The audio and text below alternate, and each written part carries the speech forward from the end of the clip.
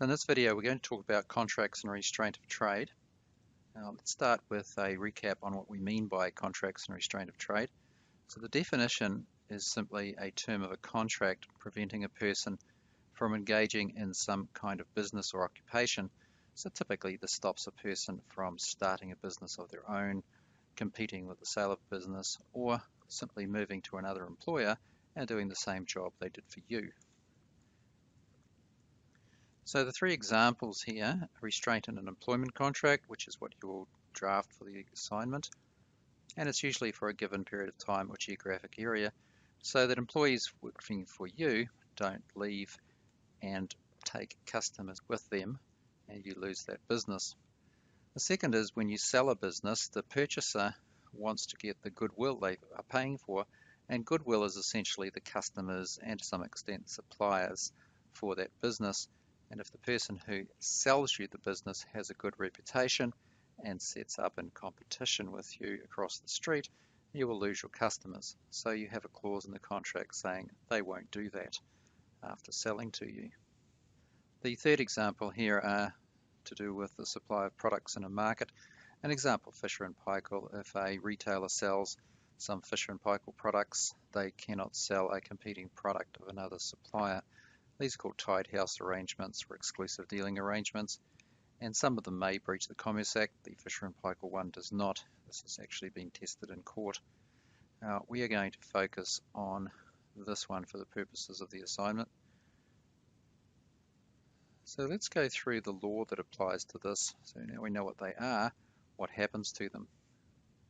Now the first point is where we start, and that is to say that they are in fact prima facie void, which means the courts don't like them, and their starting position is you cannot enforce them against anybody.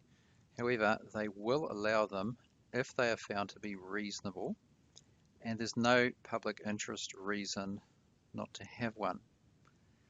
Now, in your businesses, you really won't have too many public interest arguments to bring up.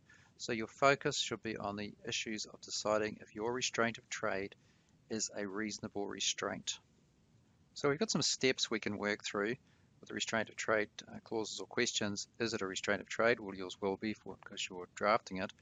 And it won't be enforceable unless you can prove it's in public interest, which means it doesn't affect competition, effect on commerce, or stop people providing services to the public they need. Now, on the face of it, it does all of these things, but not to the extent where there's a public interest reason not to allow you to have it. Now, for example, if you were a medical centre in a small town in rural New Zealand and a doctor had a restraint of trade with you and moved to the next town where there was no doctor and set up in breach of that restraint of trade clause, it is unlikely you could enforce it because the court will simply say the needs of the wider public in the next town to have a doctor are more important than your need to restrain that doctor from doing the work. Now, those arguments seldom exist in most commercial businesses. The real focus here is whether it's reasonable. And all of these factors we look at come down to one question: will the employee who leaves your employment take your customers and potentially your suppliers with them? And so we need to stop them competing with us or working for other people in an area for a time that's sufficient for the customers to forget that person, and only in the areas where they worked for us. So we have these factors. It has to protect the goodwill which is being sold in the case of a sale of a business. Secondly, it should be only long enough as necessary to protect your goodwill. The third one here, geographic area and demographic, which means population, should be considered. So what is reasonable in a rural area of New Zealand of 50 miles would not be acceptable in Auckland, because 50 miles, which is 80 kilometres, would cover most of Auckland, and that's a significant part of the New Zealand population, something over a quarter of it.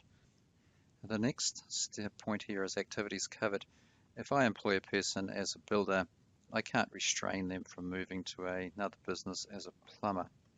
I can only restrain them within the activities covered because that's the goodwill that they will have built up for me within the business.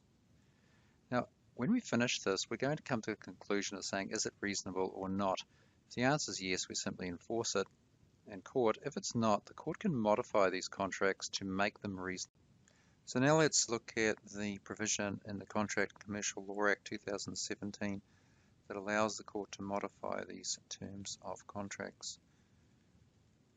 And that's contained here in section 83. Now this section is used by the courts after they've gone through the process in deciding if the contract and restraint of trade, or more specifically just the term within that contract, is unreasonable. If of course it's reasonable, they'll simply enforce it. So what are the courts going to do? So we need to say that it's an unreasonable restraint of trade first. So for example, you may have employed a person in a fast food outlet, made them sign a contract which said after leaving employment they cannot work for another fast food outlet within 20 kilometres for 3 years of Manukau City. Now, I think we can conclude fairly quickly that would be unreasonable. So what would the court do with it? Well, they might simply delete the provision in the contract itself, so not the whole contract, just delete it. They may instead modify that provision, which means they might just change the time back to 6 months and 3 kilometres, which would be much more reasonable. Now, in another situation here in C, and this is more likely to apply in situations when you're buying and selling a business, not employment contracts, they may say that if we take the restraint of trade out, this takes away too much of the benefit to the buyer and too much of the purpose of the contract. So we simply might decline to enforce the entire contract if deletion of the provision would alter the bargain between the parties, that it would be unreasonable to allow the contract to stand. So as said, that's very, very unlikely in employment contracts, but it could possibly happen in purchase and sale of a business. So that's all we need to deal with in terms of restraint of trade in this section. The aim of drafting your restraint of trade clause is to have a reasonable restraint of trade clause, but be aware that if you get it wrong, the courts may modify it. So let's now turn back to the assignment and just go through an example using the business that I have. And that business, if you recall, was to manufacture sleep outs, which I put on a truck and deliver to my clients at their houses. So to carry out this, I've got a number of employees, my apprentice, some experienced builders, an engineer who designs the actual sleep outs, an architect who's making them very pretty, works with the customers, and a project manager to carry out all the arrangements to do with installing services and connections. Now clearly this is excessive for my sleep out, but you certainly would have this in a construction and building company, and of course somebody owns the business. So in my example, we can break this up in several ways just to consider the issues here. These people are all employed, so this will be an employment contract issue here for all those people, so that would be in the employment contracts. Whereas in terms of the owner, that's going to be a sale of the business to a purchaser. Now also in terms of the employees, we can clearly say that these are the people here who do the work in the back office, and although they'll have something to do with the clients, it's not going to be a lot of time or a big part of the job. Whereas the architect is a person who often deals with clients and designs houses and these sleep outs to meet their particular needs, and people are very much influenced by a good architect in their choice of a building company. So that person is going to develop a lot of goodwill for us in our business. Similarly, a project manager whose job is to make sure the project's on time according to budget and meets all the requirements will also deal with clients and suppliers in particular a lot, and that person also will build up a lot of goodwill in our business. So these people are very important to the goodwill in our business. So we're going to draft a restraint of trade clause for one of these people. Now I'll consider all of these, but you only need to consider one. Draft a restraint of trade clause you think is acceptable. That clause is simply going to say, as when this person leaves my employment, they will not work in competition with me in the following services in an area for a certain amount of time. So if we look through these people here, our question is, will they take customers from the business, our goodwill? So we need to know how long the restraint should be, what area it should cover, and think what did they do for the business. So if we start with the time issue and think about our apprentice, how much time is reasonable to consider whether an apprentice will in fact affect our goodwill? Now the apprentice, while an apprentice, very, very little. When they're a finished builder, then they could. So maybe we could go a year. An experienced builder, that might be a couple of years. An engineer, maybe a year or two. These are the typical times. It's very seldom you exceed more than 2 or 3 years.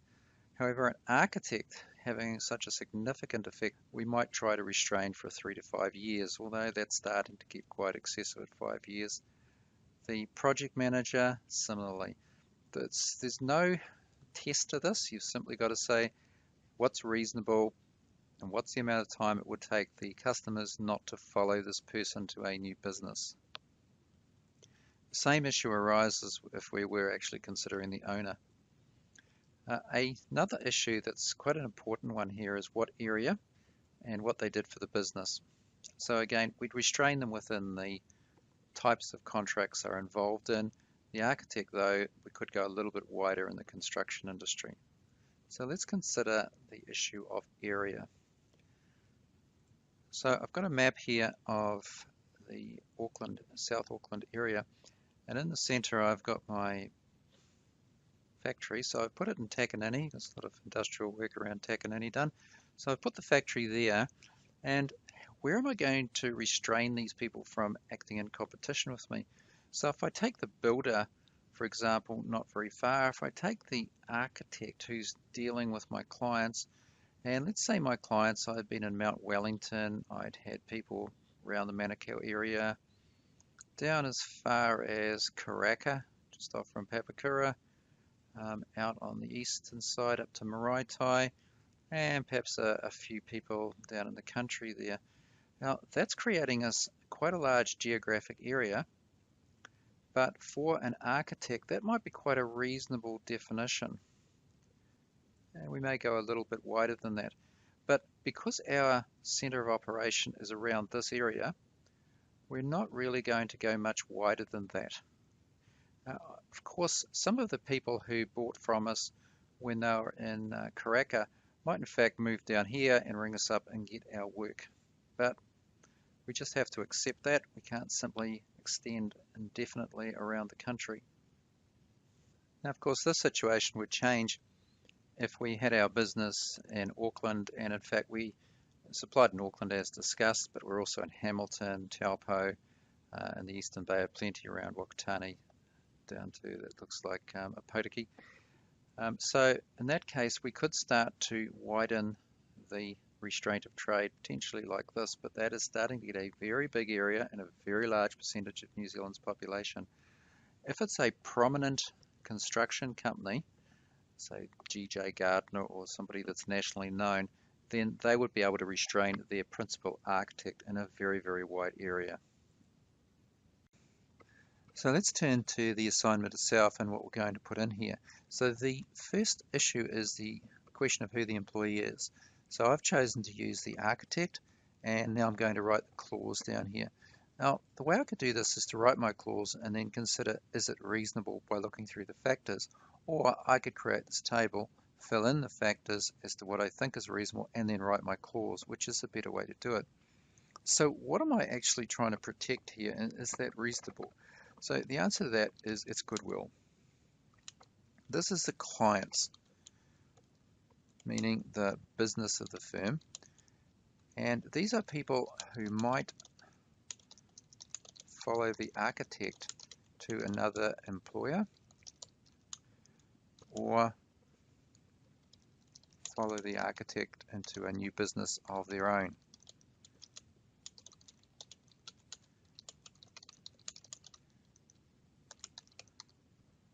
So that's our actual goodwill. So we do have the right to protect that. So we're going to have to consider that in terms of their activities. Now the time here, how long will it take?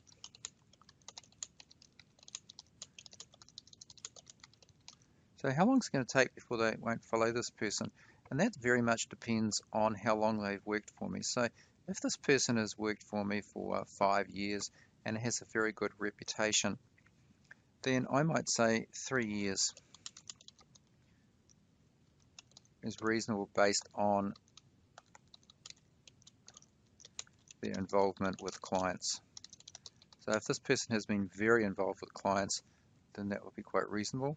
The area of operation has been from, let's say, Mount Eden to Karaka to Drury. This is where clients came from. So that's the area I'm going to use. Activity has been an architect,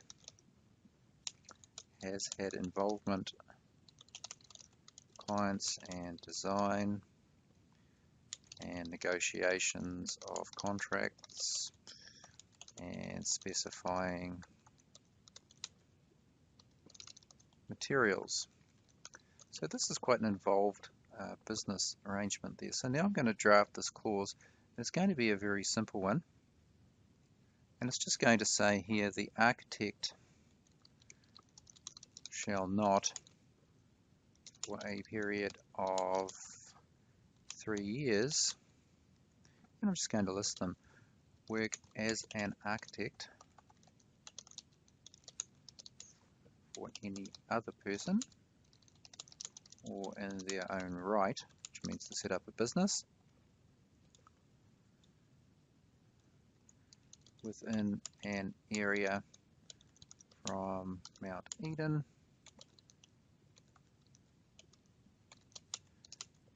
to Karaka and Drury.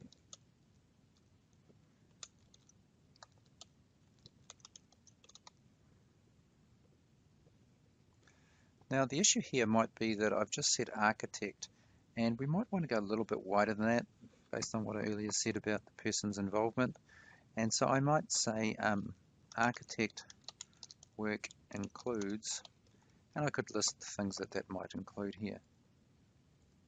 So I might be quite specific at this, and I might put in here design of houses,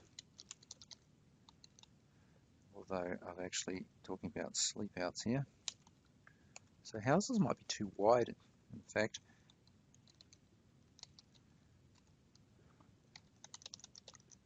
Specifications, because that's actually a different job.